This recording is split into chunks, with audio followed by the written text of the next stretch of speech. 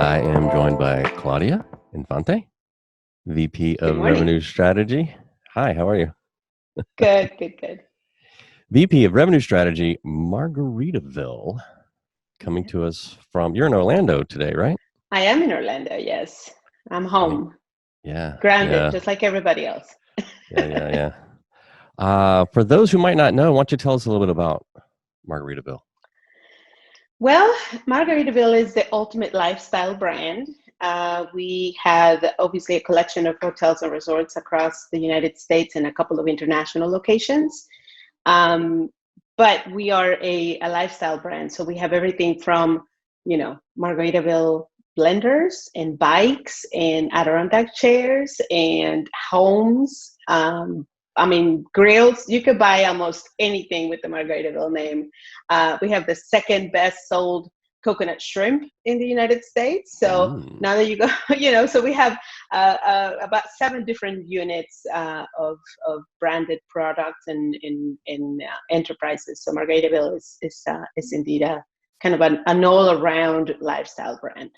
So it sounds like one of those hotels that probably benefited from the revenge travel. Indeed, it's been a really interesting year, I think, for all of us, right? In the travel industry, we've learned a lot of things that we didn't think we could quite, guess. We definitely couldn't have guessed that what was happening.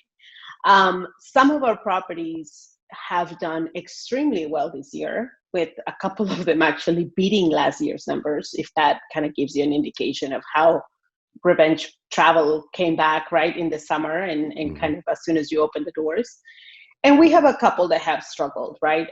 In general, just not being able to pick quite the pace that they had before, mostly related to local regulations and, government shutdowns and things like that. So, we've been very careful as a brand to promote travel, but in a very responsible way. And I think that for our guests, that was definitely one of the pluses, right? Is we immediately put a face to safety and security and being able, and sanitation, and being able to come and have a safe and clean and secure experience with us without risking your health. And that was, I think, a big plus for us. Given the success you just talked about with the majority of your hotels, has the way you do revenue management changed any? It did. One of the things that we kind of advocated at the very beginning of the pandemic, right, is hold rate. Make sure that you're not dropping your rate, because when there's no demand, it doesn't matter what the rate is, right? And that's not going to help you. We actually went through quite a few case studies on similar scenarios around the world where pandemics affected, maybe more a little bit locally, but more recently in Asia with the SARS pandemic they had back in 2010. And we kind of went back to the studies that were done about holding rate and kind of how the curve, went up and down. And so we directed our properties to take that into consideration before they made any drastic changes. And we noticed a definite change in the mindset of the guests. They were not necessarily of course, rate always plays a role, but again, I think sanitation and the safety and kind of the trust that you build in the guests is what made, I think, a lot of those decisions easier.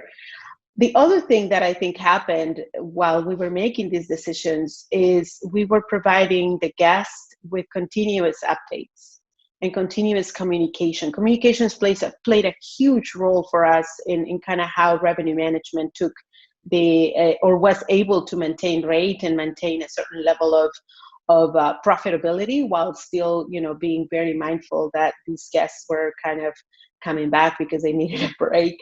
But that the marketing communications was a big piece for us as well. And the internal communication, how's that going?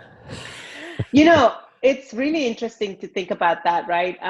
We had just started as a company using Teams, for example, as one of our platforms. And we had just moved at the end of last year, we had just moved to a virtual phone, VoIP system.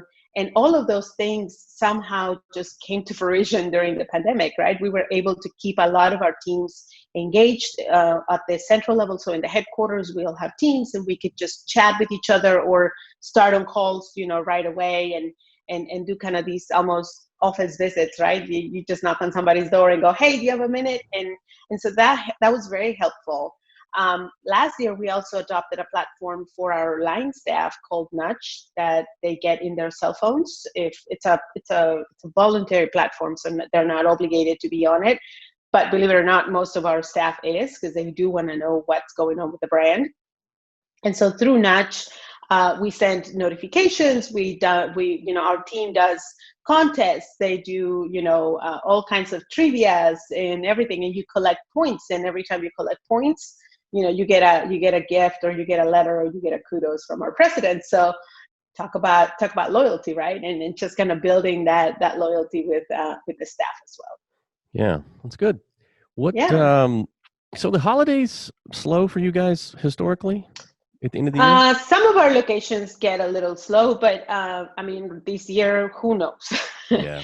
Our Tennessee properties are in the Smoky Mountains, and December is technically their slow season. Like they go empty. This year, they're breaking all kinds of records in occupancy and rate because people are just, again, they're coming in droves to the mountains and they just want to be outside. And that's one of the advantages, I think, also as Margaritaville is an outdoorsy kind of brand. We have most of our locations are in either beach locations, water locations, lake locations, or mountains. So for us, it's really easy to kind of expand that experience of the outdoors and have the guests come in and connect with nature. Yeah. So you guys might do okay over the holidays. I think we're going to do okay. And then, hopefully by Q2, we really start to come out of this. But any thoughts on Q1? I think Q1 is going to be challenging across the spectrum, right? Regardless of what business you're in. I think there's some light at the end of the tunnel, especially listening to, some of the vaccine news that are coming up. Hopefully those tests are starting to fruition, right? To show fruition. And as we start kind of distributing the vaccine to, I don't know, first responders and healthcare providers and all of that, hopefully there is a sense of something happening that we can all kind of go back to our lives. Q1, I think it's going to be rough. I think we are all going to be looking for ways to, one, save money, right? Cut your costs and make sure that you're not spending on anything that is not absolutely necessary. And then two, is going to be we know it's going to be a tough competition to go get that guest, right? The guest that is actually traveling. Right. Will be bombarded with options. Right. We got about a minute. So tell us about Thrive. So thank you for letting me do this. So Thrive is an organization of women who work in the travel industry. There's a ton of us that work and have worked in the industry for all of our lives. And we've seen a lot of consequences, right, to the guests and I'm sorry, to the staff in travel companies, and women have been obviously very, very affected, mostly because they have to check on their kids and some of them have to just plain stay home. So we put together this initiative to try to help them through mentoring, through connectivity and just connections to industry networking. We have a Day of Impact coming in January 26th, 27th, and 28th. And so if you're interested, you are a woman and you want to be a part of Thrive, then go to womenintravelthrive.com and sign up to be a mentor or a mentee. Very cool. Well, thank you so much for joining me. It's been a pleasure. Thank you for having me. You bet.